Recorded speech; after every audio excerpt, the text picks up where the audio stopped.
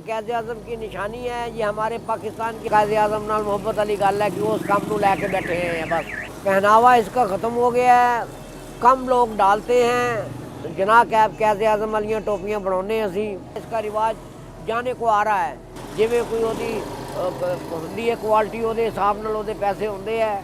मेरी 15-16 साल की उम्र थी जो पुट्टो ट्रक के उत्ते आया 9 नंबर की साइड के उत्तों घंटा घर चौक के असी उन्होंने खुद सलेटी रंग की टोपी पुट्टो नूं पवाई सी। मेरा प्यो का नाम बरकत अली सी, पहले वो काम करता सी, फिर मैं काम करदा, मेरे बाद मेरा मुंडा भी काम करता पे। असी पुराने हिंदुस्तान के वेलियां दे काम करते हैं, शौक को लगे पे हैं। ये जना कैप खाल की टोपी होती है, भेड़ के बच्चे की खाल की टोपी होती है। इसके अंदर अस्तर भी लगता है, वो औरतें सिलाई करती हैं, वो भी खरीदते हैं, खाले भी खरीदते हैं, हम खुद काटते हैं, खुद बनाते हैं। कारीगर पहले ज़्यादा थे, अब बिल्कुल ख़त्म हो गया। काला ब्राउन सलेटी रंग होंदा है, मुख्तलिफ जोड़ा ना इसका रेट होंदा है। 700-800 भी मिल जाती है, 1000 भी मिल जाती है। क्वालिटियाँ होंदियां अलग-अलग।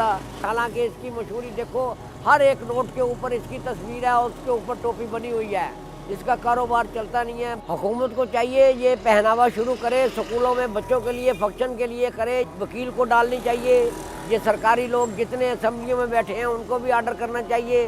जी हुण नवी सब खुल रही है ना, वह रिवाज नहीं है। ये पिशावर वाली साइड तो आती है, काबरी अफगानिस्तानी कराकुली इनू कहते हैं।